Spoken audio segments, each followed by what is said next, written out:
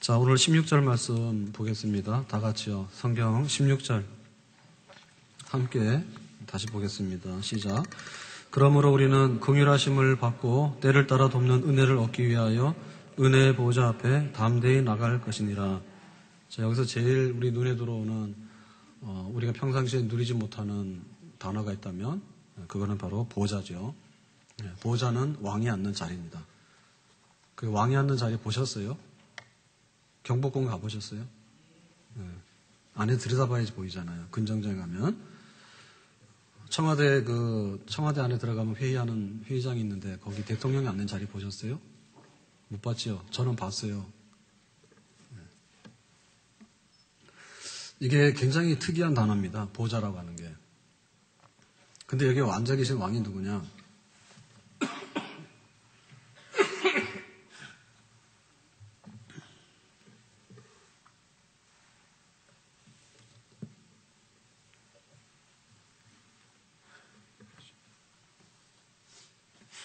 여기 앉아 계시는 왕이 누구냐면, 왕 중에서도 굉장히 훌륭한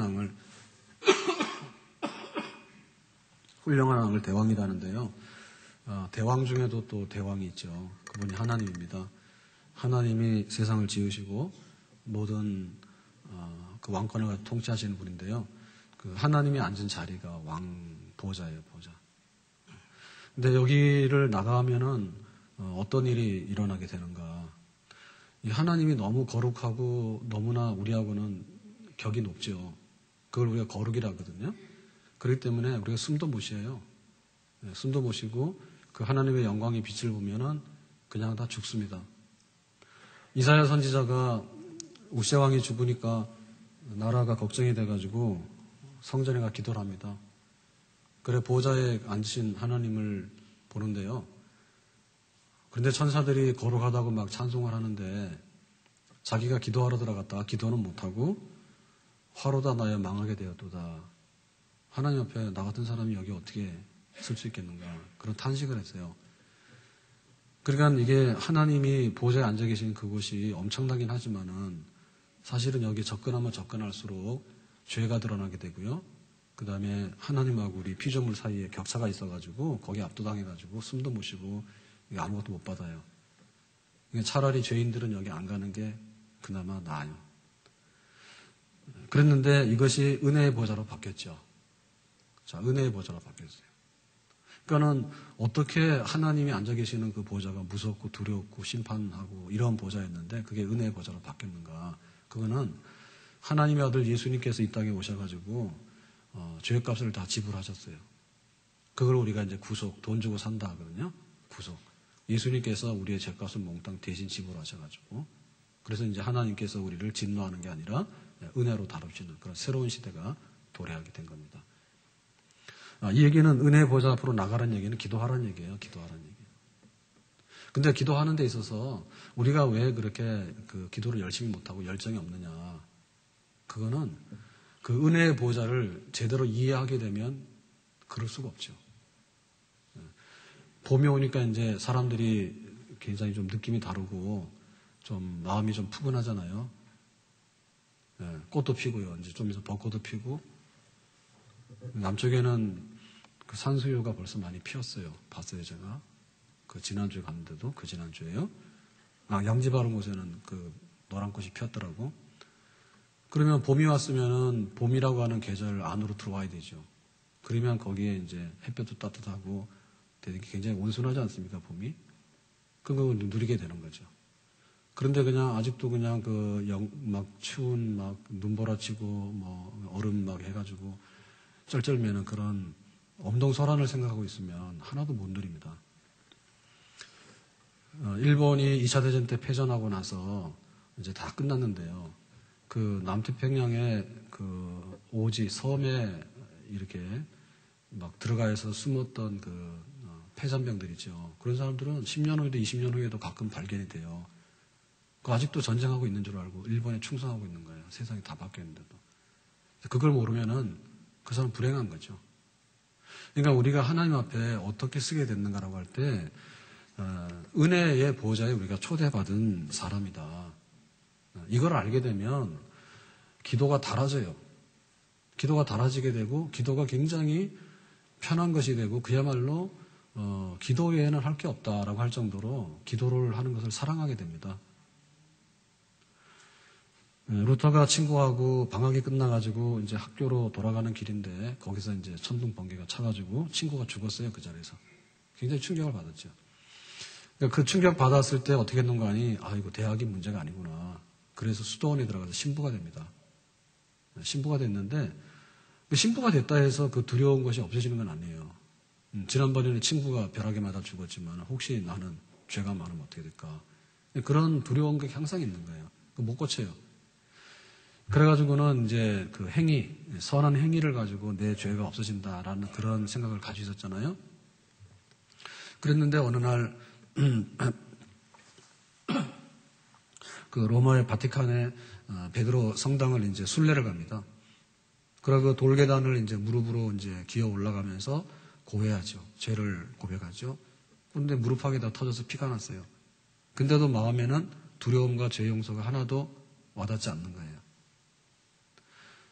그러다가 이제 그 로마서 1장 16절에 오직 의인은 믿음으로 말미암아 산다라는 말씀을 연구하다가 그 말씀이 어느 날 자기 마음속에 밝은 빛으로 임하더라고요. 그래서 모든 죄가 다 사함받고 두려움으로 가득했던 하나님에 대한 마음들이 그야말로 따뜻하고 은혜로 다시 바꿔지는 것을 경험을 하게 됩니다. 그게 이제 그 종교개혁의 그 하나의 시작이죠. 그러니까 우리가 그 하나님의 은혜의 보좌를 발견하고 사는가, 그거는 그야말로 특별한 하나님 백성으로서 은총을 제대로 누리는 사람이에요.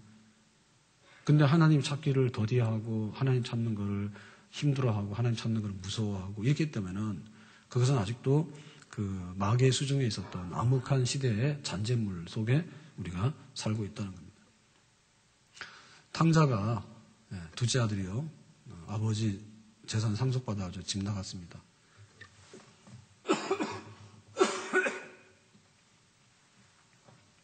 그래가지고 이제 허랑방탕해서 다 썼는데 이거 아버지 집에 가려니까 혼날 것 같고요.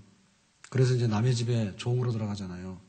남의 집에 종살이도 고달프잖아요. 그래서 나중에는 남의 집에서 종살이 하느니 아버지 집에서 종살이 하는 게 낫겠다. 각오하고 왔어요, 집으로.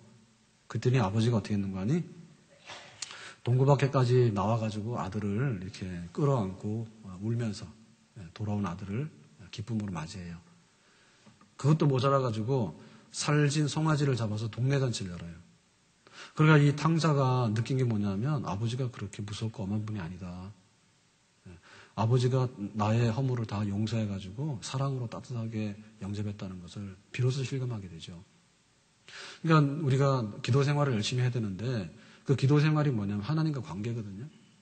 하나님과 관계인데 하나님이 부르기만 하면 뭔가를 탈잡아가지고 우리를 어렵게 하고 그 다음에 하나님이 진노하셔도 된다 이런 생각하면 우리는 도망다니기 바쁘다고.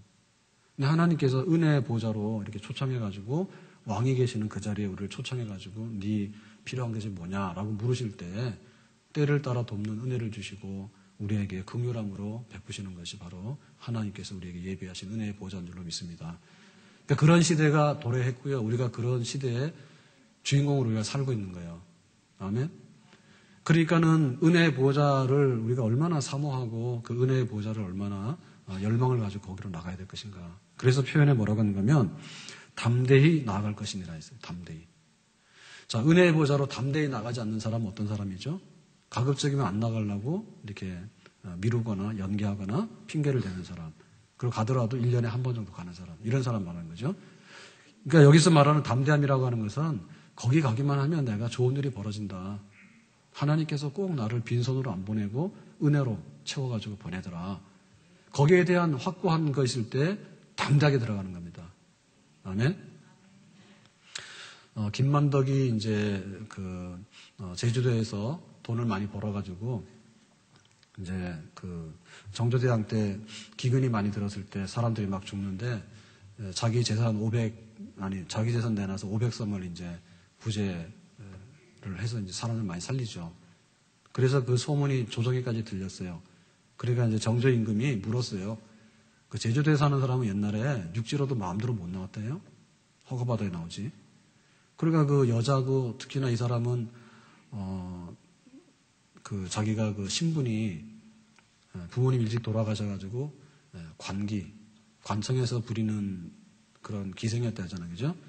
그랬는데 자기가 이제 나중에 그거를 면하고 나와서 사업에 성공한 사람 아니야. 그러니까는 뭐 이거는 꿈에도 안 되는 소원인데요.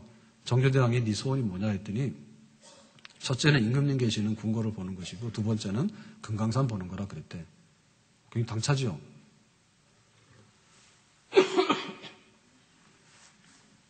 아, 죄송합니다, 진짜. 그게 당차지 아니에요? 반응이 없네요. 제 기침 소리가 더 커버리네.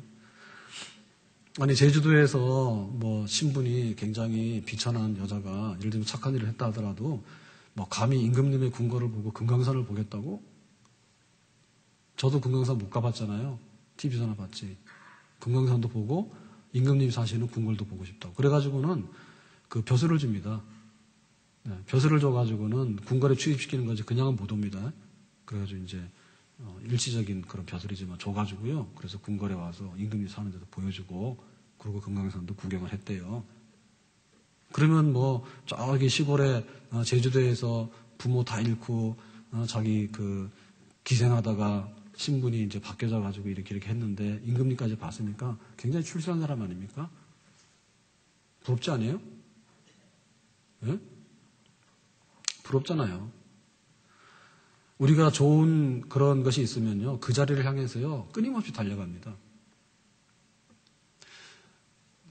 옛날 같으면은 벼슬이 잘 없잖아요. 지금 노량진에서 이렇게 그 공무원 시험 치는 사람들이 굉장히 많다는데, 그게 이제 공시촌이라 하잖아요. 공무원 시험.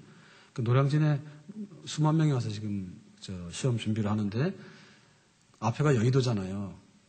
그 여의도에 밤에 불이 켜졌는데 저렇게 많은 사무실 빌딩이 있는데 내 자리 없다고 생각하면 공부하는 사람도 굉장히 마음이 처량하대. 보통이 막 몇백 대 1이잖아요. 공무원 시험 요즘에. 그러니까 이게 옛날 같으면 얼마나 더 있겠어요. 옛날 같으면은 그 과직에 나갈 수 있는 자리가 별로 없죠. 그래서 뭐 과거급제도 그냥 해서는 빚을 못 봐요. 그죠? 특별하게 뭐가 돼야지 관리로 나가고 하지. 그러니까 이게 지금 말하는 문경의 세제요, 조령. 거기는 전라도 사람들도 세제를 넘어가지고 과거 시험 보러 왔대잖아. 내가 평생에 한번 과거급제 해가지고 벼슬 한번 해볼까. 네? 그러니까는 그 높은 곳을 향해서 가는 열망이라고 하는 것은요, 이런 말로 다 할 수 없어요. 그걸 가는 거예요.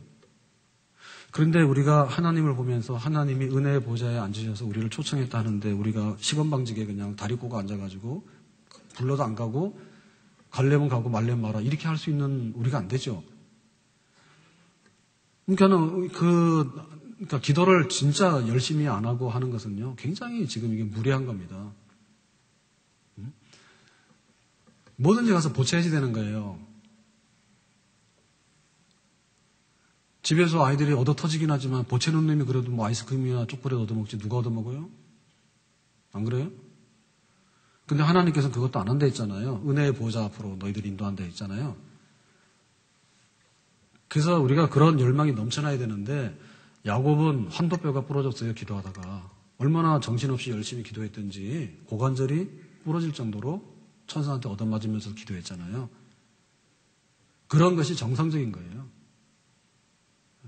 내가 왕 앞에 나가서 한번 구할 수 있는 그런 기회가 있다 한다면 정말 모든 걸 다 내려놓고 담대하게 그러고 나가서 구하겠다 그런 거죠. 중풍병자가 있었는데 친구들이 침상에다 매가지고 옵니다. 예수님 고쳐주세요. 그랬더니 그 집이 사람들이 꽉 차가지고 마당에서 들어갈 수가 없어요. 거기가 친구들이 어떻게 했습니까? 침상채로 지붕으로 올려가지고 지붕을 뜯어가지고 예수님 계신 대로 침상을 내려놓았다 했죠. 그러니까는 기도하는 사람의 그 열정 같은 것이 뭐냐면 그 하나님을 제대로 알게 되면 우리가 세상에 다른 거를 10번 할 걸 안 하고 하나님에게 대해서 100번으로 옮겨갈 수 있는 그런 열망이 우리 속에는 넘쳐나야 되는 줄 믿습니다. 그럼 왜 우리가 그렇게 잘 안 되느냐? 그건 뭐냐면 우리 안에 죄성이 많아요. 아직도. 육신적인 소욕이나 죄성들이 많이 있어가지고요. 가급적이면 기도를 잘 안 하고 방해하려 해요. 막 그 드라마나 이런 데만 빠져 있다가 그거 딱 끝나고 나서 기도하려고 그러면 기도가 잘 안 되죠. 뭐가 왔다 갔다 하죠. 그죠? 그래서 주식 투자를 많이 하면은 가가지고 회사 가가지고는 이거 뭐 일은 안 하고 그거 올라가는데 내려가는데 이런 것만 계속 보고 있으면 정신이 뭐가 됩니까? 그게 마음이 헷갈려가지고 자기 직장에 충성하고 그렇게 할 수 없잖아요. 그러니까 기도하는 것을 방해하는 것이 바로 그런 육신의 소욕들이에요. 자기 잘난 척이나 하고 자기 교만하고 그런 게 막 들어가면 우리의 기도를 굉장히 이렇게 회방하고 하나님 앞에 담대하게 나가는 것을 막는다고. 야곱의 딸이 세겜성에서 추행을 당해서 겁탈을 당해서 굉장히 어려운 사건이 옵니다. 근데 그 디나가 왜 세겜성에 갔느냐면 거기 사람들 어떻게 사는가 그거 관심 가지고 갔다가 그런 안 좋은 일을 당했어요. 그러니까 우리가 기도하는데 우리의 관심사를 좀 좋은 데로 둬야 돼요. 말씀을 많이 읽게 되면은 그 말씀으로 인해 가지고 우리의 마음이 정돈이 돼요. 그리고 찬송을 하게 되면 찬송함으로 인해 가지고 우리가 영적으로 굉장히 더 이렇게 높아져요. 그리고 할 수만 있으면 그 교회를 바라보고 성전 출입을 하게 되면 기도할 수 있는 그런 마음들이 더 많이 일어나요. 근데 아닌 거. 하루 종일 명동만 다녀. 명동 가가지고 요즘은 명동이 아니라 또 저 강남 가잖아요. 예, 강남. 꼭 거기서 돌아다녀. 일산 사는 사람들은 로데오하고 라페스타. 여기 탄현동이 뭐예요? 로데오. 저기가 라페스타예요. 그런 거 막 돌아다니고 그러면요. 우리 마음이 기도하는 데 있어서 그런 그 열렬한 마음들이 자꾸 사라져. 그러니까는 생각할 걸 생각하고 볼 거를 보고 다닐 때를 다니고 그렇게 조심해야 된다. 그래야지 하나님 앞에 은혜의 보좌로 나가는데 우리가 흥미가 생기고 그 열정이 막 거기서 일어나게 되는 거죠. 그리고 굉장히 우리가 스트레스가 많고 바쁘다고 하는 것이 기도를 막는 데 있어서 굉장히 결정적이거든요. 네, 바쁘고 힘드니까 사실은 기도밖에는 살 길이 없어요. 그래서 시간이나 장소를 정해야 돼요. 시간이나 장소를 정해놓고서 내가 하나님을 만나는 자리를 내가 가겠다라고 하는 그런 결단이 있어야지 우리가 좀 더 당대하게 나갈 수 있단 말입니다. 그냥 힘들면 힘든 대로 다 놔둬버리면 기도할 힘 하나도 없고요. 바쁘면 바쁜 대로 다 놔둬버리면 기도할 시간 없어요. 그래서 그 지하철 저는 출근 안 하니까 잘 모르는데요. 가끔 가다 지하철을 타면 굉장히 기억에 남는 게 많아요. 세상이 신기해요. 네. 서울역에서는 여기 다녀오는 차들이 1시간에 하나인가 있잖아요. 그죠? 서울역에서요. 그래가지고는 탁 타고 있으면 어떨 땐 10분도 기다리고 막 기다리잖아요. 시간이 다 돼서 사람들이 자리에 앉았는데 보니까 진짜 수도사 같더라고 다. 얼마나 엄숙하고 진지하고 고개는 숙여가지고요. 말도 안 하고 있는데 보니까 손바닥에 이거 핸드폰 올려놓고 그거 보느라고 그 몇십 명이 전동차 그 안에 말 한마디도 안 해. 옆에 사람 하나도 안 봐. 뭔가를 하고 있는 거야. 그거 하고 있는 거야. 근데 그런 것도 하지만 기도 좀 해보세요. 그러니까 왜 그 바쁘다 하는지 기도할 시간이 그렇게 없는가. 그런데 새벽에 너무 좋죠. 근데 출근하는 길에 잠깐 졸기도 하지만은 지하철 가다가 뭐 해요? 기도하지? 그러니까 이게 하나님이 그 보좌에 계시는데 하나님 앞에 나가는 그런 것은요, 시간의 문제가 아닙니다. 친구들하고 커피숍에 앉아가지고 2시간을 떠들어봐도 해결된 거 하나도 없어, 나중에. 그런데 결제권을 가진 분한테 가면은 그냥 결제만 받으면 그냥 1분에 다 끝나는 거예요. 사건이 종결되는 거예요. 아멘? 그러니까 우리가 하나님 앞에 기도하는 데 있어서 때와 장소를 가려서는 안 된다. 그거는. 그렇게 만들면 된다, 입니다. 만들면. 그래, 묵상하고 기도하는 사람이 얼마나 아름다운지, 그 시간에 어떤 일이 벌어지게 되는지 상상을 한번 해보세요. 전철 안에서 화장하는 사람은 뭐 양반이라서 말 안 하겠는데요. 언제 한번 봤더니요. 머리 뽑아주는 커플 봤죠. 네? 머리카락. 젊은 사람도 아니에요. 한 40 전후에 그 남녀가 그 전철 안에 사람도 많은 데서 막 말하면서 떠들면서 머리카락 흰 놈 뽑아주고 또 상대방이 또 뽑아주고 둘이서 그거 하더라고. 야, 그건 내가 볼 때 아무리 봐도 부부는 아니에요. 부부는 말 없어요.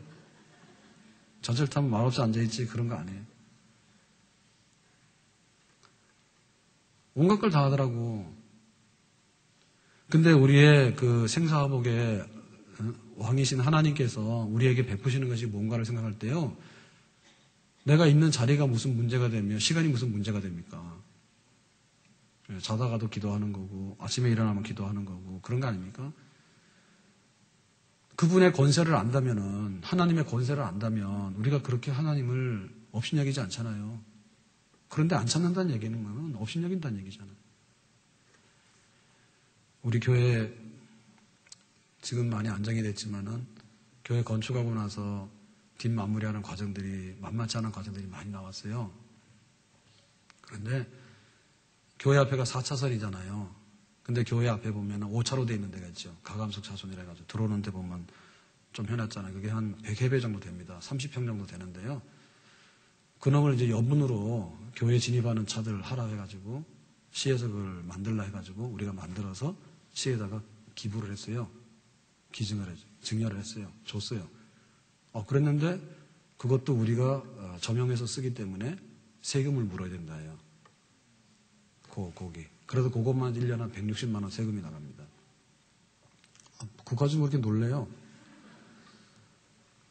그래서 우리가 도로를 만들어서 갖다 줬는데 그걸 또 쓴다고 또 세금을 또 내냐 이제 이렇게 했더니 안 되는 게 맞대.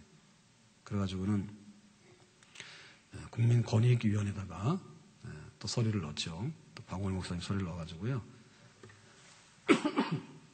그래서 권익위원회에서 어떻게 나왔는가 하니 이거는 세금 안 받았으면 좋겠다 이렇게 나온 거예요.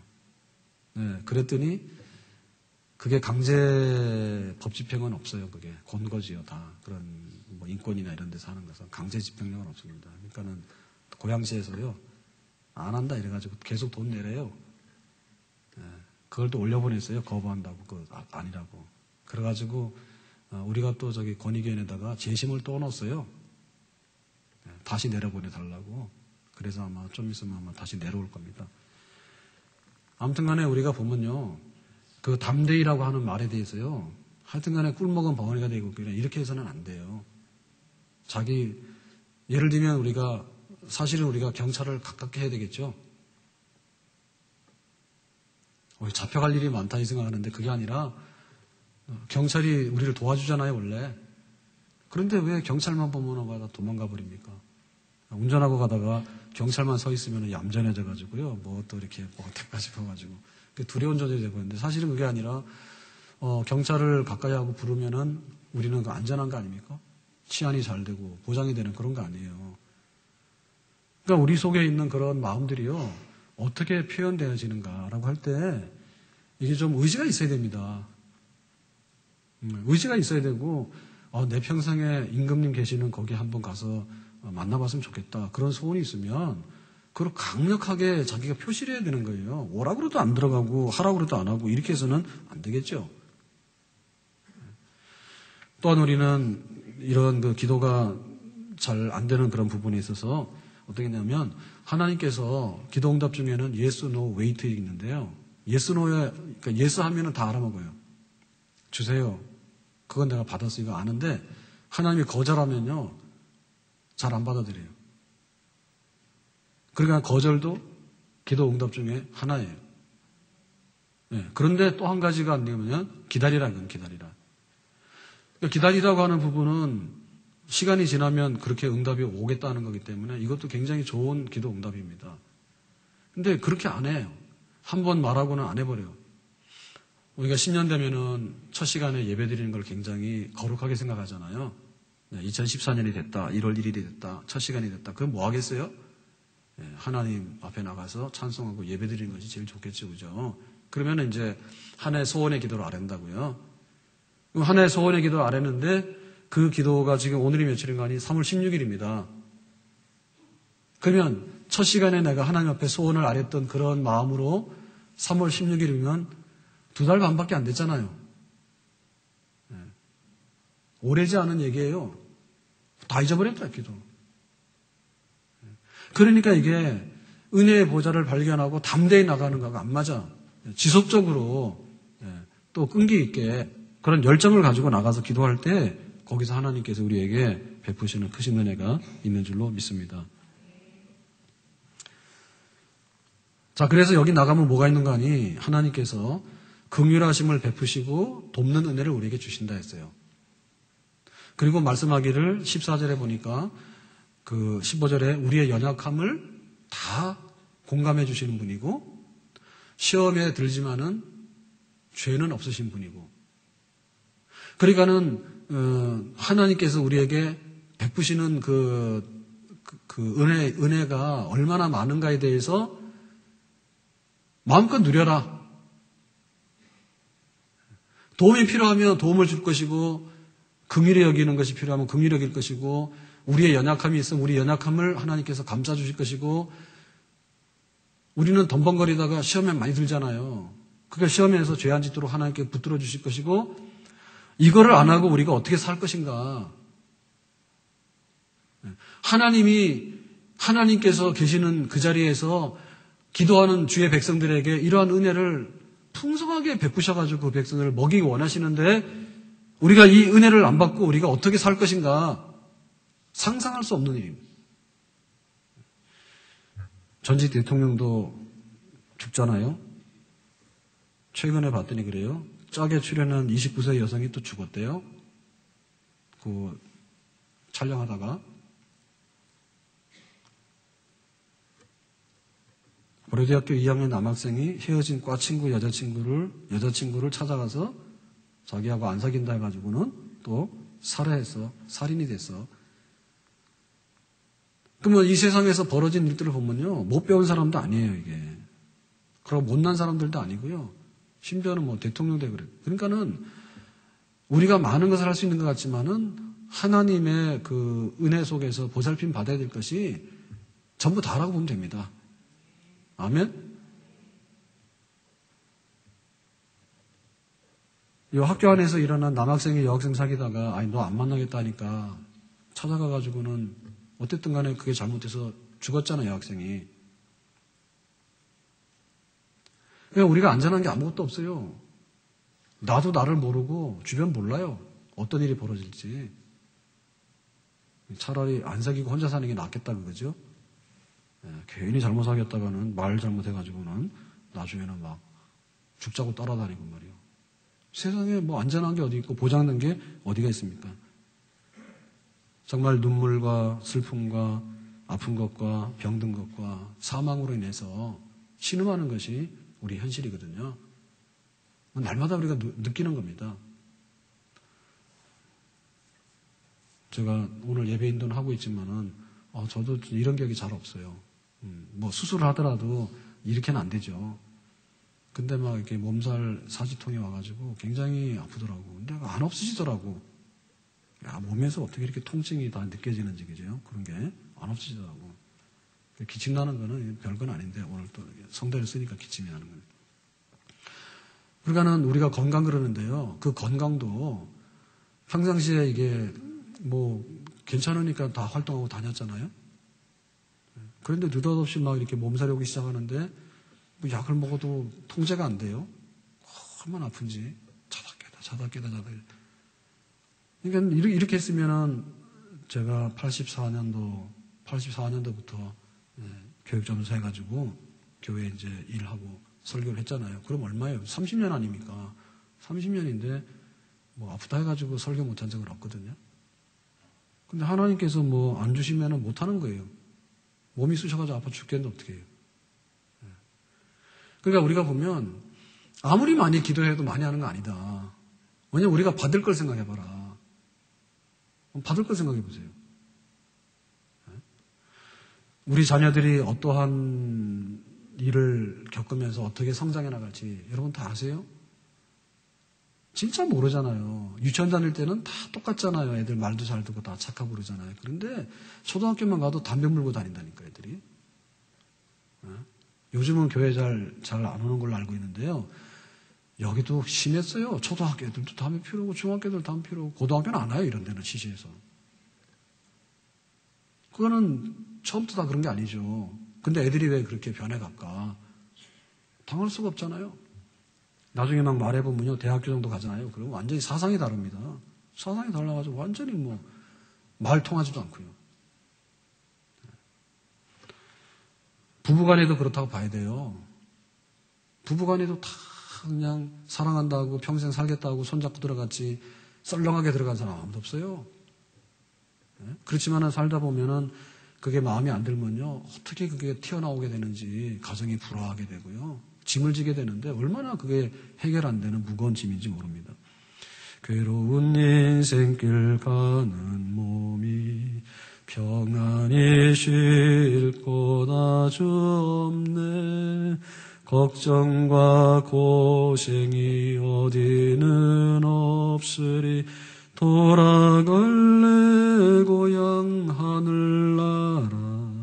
광야에 찬바람 불더라도 앞으로 남은 길 멀지 않네. 산 넘어 눈보라 재우쳐 불어도 돌아갈래 고향 하늘나라.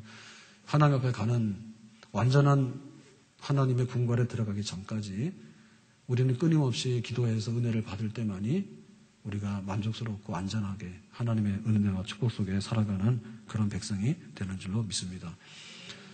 우리의 신앙도 사실은 누구는 의심스러워서 신앙이 없는 건 아니에요. 그것도 하나님께서 주시는 은사거든요. 왜 믿음이 있느냐 할 때 하나님께서 그런 믿음을 우리 속에 넣어주시면 믿음이 있는 건데요. 내 신앙도 내 마음대로 안 되잖아요. 그리고 또 하나님 섬기다 보면은 때로는 시험에 들 때도 있고 때로 우리가 약해질 수도 있거든요. 그러니까 언제라도 이게 침체가 올 수 있는 거예요. 그러니까 그럴 때도 우리가 하나님의 은혜를 받아야지 우리가 소생하지. 그렇지 않으면은 다 신앙 지킬 수가 없어요. 네. 처음부터 이렇게 타고난 사람이 없습니다.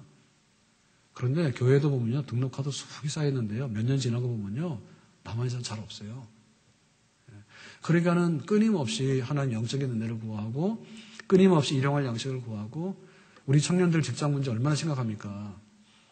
젊은 청년들이 일자리가 안정이 돼야지 뭔가를 할 거 아닙니까? 자기 삶에 대해서요. 의욕도 생기고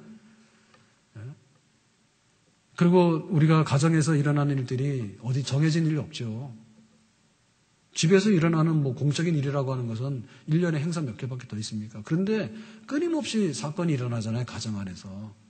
네? 끊임없이 사건이 일어나잖아. 그러니까 하나님 앞에 나가서 은혜의 보좌 앞에서 우리가 그 하나님의 다스림과 하나님의 공급하심을 받는 것 밖에는 우리가 평안하게 살 수 있는 다른 길이 없는 줄로 믿습니다. 그래서 우리가 하나님 앞에 나가는 이런 기도하는 생활, 여기에 대해서요, 좀 각오와 결단을 좀 새롭게 했으면 좋을 것 같아요. 여러분, 친구들을 만나게 되거나 혹은 다른 이런 사람들을 만나게 되면 좋은 점이 있는데 그 좋은 점이라고 하는 게 항상 제한적입니다. 한계가 있습니다. 그런데 그 한계에 대해서 때로는 우리가 굉장히 실망할 정도입니다. 저 친구가 나를 만나자 했는데 내 돈이 절로 빠져나간 것 같다 그러면 친구의 우정도 금이 갈 수가 있어요. 네? 그렇기 때문에 우리가 사람을 찾아다니는 그 시간도 굉장히 도움이 되지만은 제한적이기 때문에 무제한적으로 하나님께서 은혜로 부어주시는 하나님과의 만남을 소망하는 그 열망이 우리 속에서 더 많이 넘쳐야 될 줄로 믿습니다. 아멘. 우리 소그룹 셀 모임을 하게 되면 이제 나눔하잖아요. 나눔하게 되면 이제 얘기를 하는데 그거 막 1시간 반 하고도 모자라요. 그래가지고는 집사님 집에 가 전화해가지고 집에 가면요 또 전화통 붙들고 하는데 한 30분 또 합니다. 전화 실컷 하다가 뜨끈뜨끈하면은 아이고 오늘 밥 해야 되니까 내일 또 보자. 내일 또 만나고요. 그러니까 우리가 그 하나님과의 사귐의 시간이 얼마나 많은가에 대해서 선을 좀 걷으면 좋겠대요. 내가 사람을 만나서 1시간 일을 했다면 하나님을 만나서 1시간 일을 해야 되겠다. 그런 생각이라. 내가 술집 가서 술로 풀 그런 자리가 있었다고 생각한다면 하나님 앞에 나가서 기도해가지고 하나님 앞에서 문제 해결 받겠다고 하는 그런 각오를 해라. 그러니까 은혜 받는 자리로 가게 되면 은혜를 받는 것이고요. 거기에 하나님의 도움이 있는 줄로 믿습니다. 근데 은혜의 보좌 앞으로 담대히 나가라 했는데 은혜의 보좌 앞으로만 안 나가고 다른 건 다 한다라고 할 때 하나님이 할 수 있는 거에 대해서는 우리는 결국에 못 보는 거죠. 우리의 삶의 진짜 알맹이는 만남이에요. 그 관계입니다, 관계. 인격적인 교류가 사실 우리 삶의 알맹이입니다. 뭐 지금 막 나오나 부인하고 뭐 이렇게 이혼 소송했는데 안 됐다면서요, 대법원에서.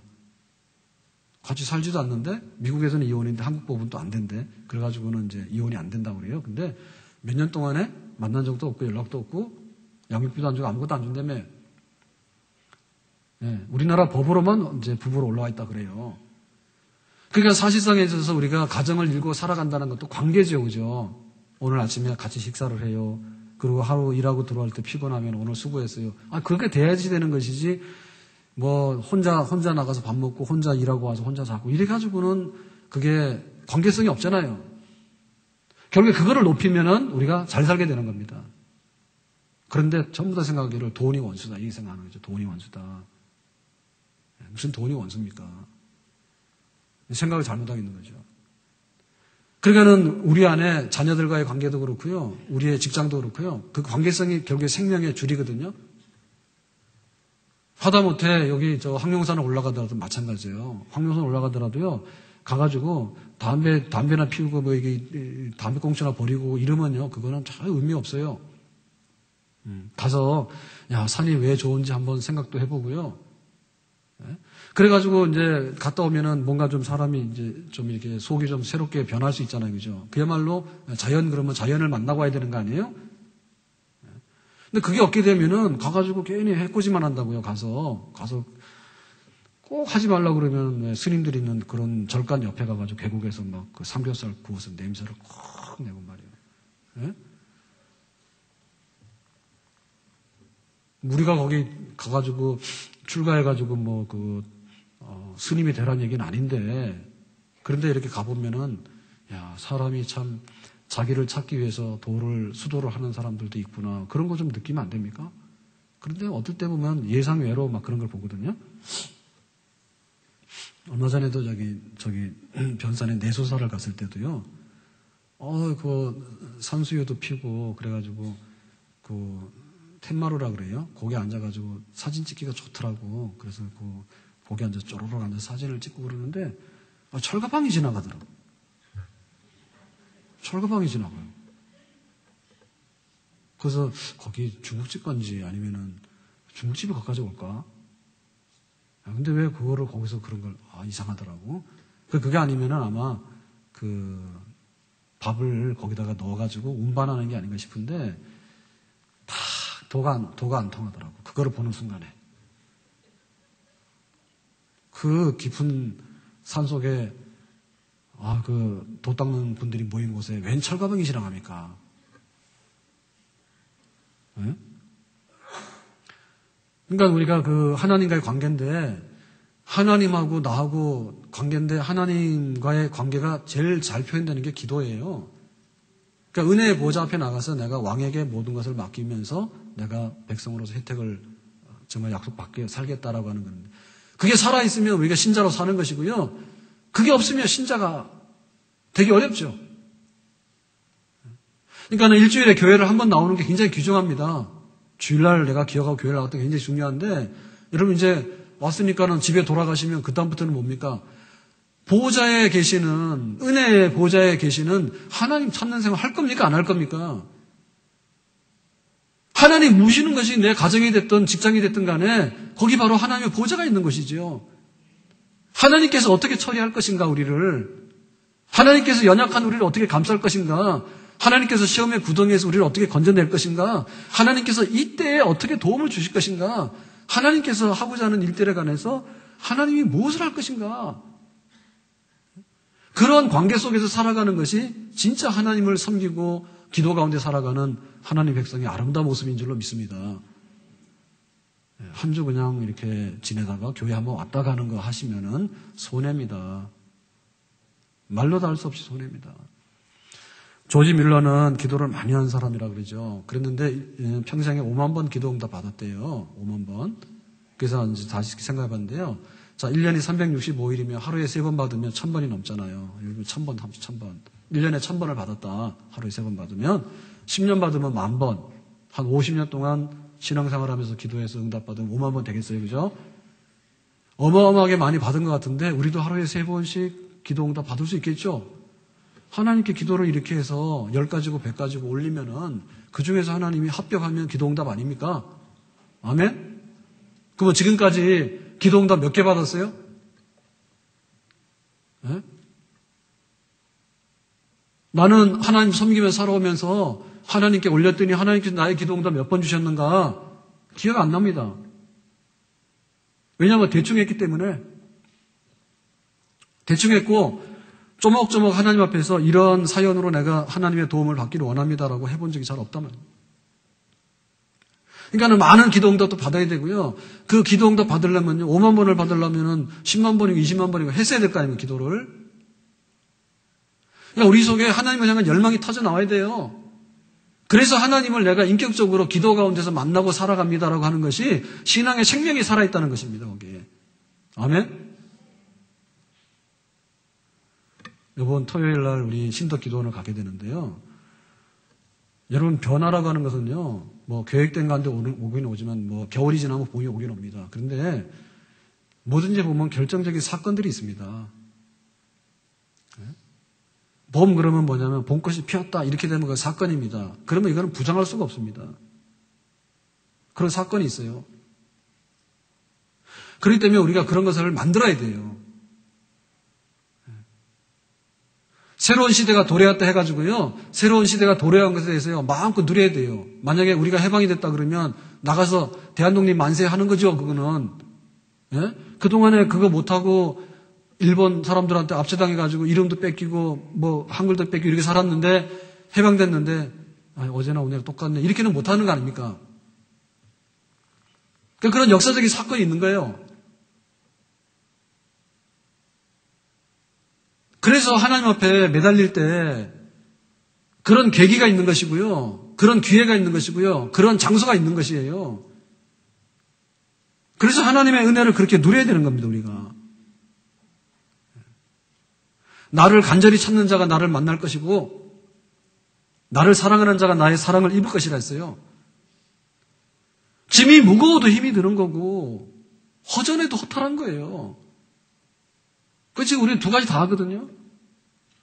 너무 스트레스 많이 받아가지고 한국에 살기 힘들다고 하잖아요. 그런데도 보면은 보람이 별로 없단 말입니다, 나중에. 그리고 허탈한 거예요. 어떻게 다 채울 겁니까? 정말 나를 도와줄 수 있는 그런 사람들이 이 땅에는 얼마나 많을까요? 하나님 외에는. 내 심정 사모하는 친구가 되신 구주 예수님은 아름다워라. 다 같이 합니다. 산 밑에 백합하여 빛나는 새벽별 주님 형언할 길 아주 없도다. 여러분 이 찬송 아세요? 저는 제가 찬양대 할 때 가서 한 말 했는데요. 이 찬송을 교회에서 부르긴 불렀는데 교회에서 부른 기억은 안 나요. 이거 어디서 불렀는가 하면 제가 성대 앞에 명륜동에 우리 대학 갔을 때 친구들이 동아리 한다 해서 처음에는 YWCA에서 했는데 명동에서 했는데 그게 글로 옮겨졌어요. 카톨릭 회관인가 그래가지고 거기 갔다가 이제 끝나고 나서 밥 먹고 애프터하고 이제 그 창경궁이죠, 그죠? 이렇게 돌 담 있잖아요. 네, 그걸 쭉 내려가는 길에서 이게 불렀던 찬송이에요. 근데 이게 30년이 지났겠죠, 지금. 근데 지금도 너무 이렇게 가까이, 저도 깜짝 놀랐어요. 여드라 술꾼들이거든요, 그때는 다. 거기서 끝나면 술 먹고 하는 친구들인데, 거기서 이렇게 내가 이 찬송을 부르고 있으니까 정신이 나간 거죠. 그래서, 웬일로 내가 이렇게. 예. 근데 이게 제 속에 들어갔던가 봐요, 찬송가가. 교회 간 나갔을 때 얘기입니다. 근데 내 심장 사모하는 친구가 되신 구주 예수님은 아름다워라. 산 밑에 백합하여 빛나는 새벽 주님 형언할 게 아주 없도다. 정말 예수님이 내 옆에서 계시는 것 같고 내가 예수님 앞에 말하는 것 같아. 그런 찬송을 제가 경험을 했어요. 그래서 이거 제일 좋아하는 찬송이에요. 여러분, 신앙생활을 그냥 교회에 출입하는 생활로 하게 되면요, 그걸로 끝나버리고 말아요. 신발만 닳지 뭐가 나와요. 그렇지만 나의 기쁨과 나의 근심과 나의 그 무거운 짐과 나의 허탄함과 또 하나님의 거룩한 일을 위해 가지고 내가 진액을 짜서 헌신하려고 하는데 나의 부족함이 너무 많지 않습니까? 그것을 몽땅 다 하나님의 보좌 앞에 가져 나와서 내려놓을 수 있는 사람, 하나님과 교제할 수 있는 사람, 이런 사람을 하나님께서 지금 급하게 원하십니다. 아멘? 기도 안 하는 분도 기도 좀 하세요. 그리고 기도를 피상적으로 했다면요, 내 삶 속에 가져가서 하세요. 눈 뜨면 기도하고, 할까봐 그거밖에 없잖아요. 가는 길에도 기도하고, 답답해도 기도하고, 기뻐도 기도하고, 그렇게 보좌에 계신 하나님과 함께 교통하는 그런 생활이야말로 우리 신앙생활의 진정한 생명인 줄로 믿습니다. 그런 부흥이 오기를 원합니다. 그냥 내가 믿어왔던 대로 그렇게 오늘 왔다 가면 그만이고 그게 아니라 보좌에 계셔서 나를 인격적으로 만나기 원해서 자꾸만 그 보좌 앞으로 담대히 나오라고 초청하시는 그 하나님을 내가 하루하루 섬겨나갈 때 거기에 기쁨이 있고 은혜가 쏟아지게 되는데 그 자리를 절대로 피하지 말기를 예수님의 이름으로 축원합니다. 이거 듣기 좋은 말들이 있는데요. 그 듣기 좋은 말들이 꼭 나에게 영향가 있는 건 아니에요. 예? 그래서 사람 책을 읽어야 돼. TV 앞에 앉아서 보잖아요. 그러면은 재미있고 뭐 말도 잘하네 이렇게 하지만은요, 끄고 나면은 뭐가 남습니까? 아무것도 없거든요. 그러니까 하나님께서 은혜를 부어 주시는데 누구 간증 들으니까 누구는 병도 나았대더라, 누구는 그랬는데 자식이 잘 됐대더라, 누구는 그런데 막 사업도 흥황해서 일어났대더라, 누구는 그러는데 직장도 구하게 되고 그 사람이 아주 형통하게 됐대더라, 가문이 살았대더라. 다 좋아요. 하나님 할 수 있어요. 누가 하느냐? 내가 해야 되는 거죠. 내가 섬겼던 하나님이 나의 기도 가운데서 무엇을 하는가에 관해서 내가 그거를 보기를 원합니다. 그리고 내가 그 방향으로 가기를 원합니다라고 주님의 손을 잡고 나가기 원하는 그런 신자가 되어질 때 구경꾼이 아니라 하나님을 진실로 만나서 그 보좌에서 해결을 보는 축복의 백성이 될 수 있는 줄로 믿습니다. 누구나 다 할 수 있는 거예요. 하나님은 너무 정직하세요.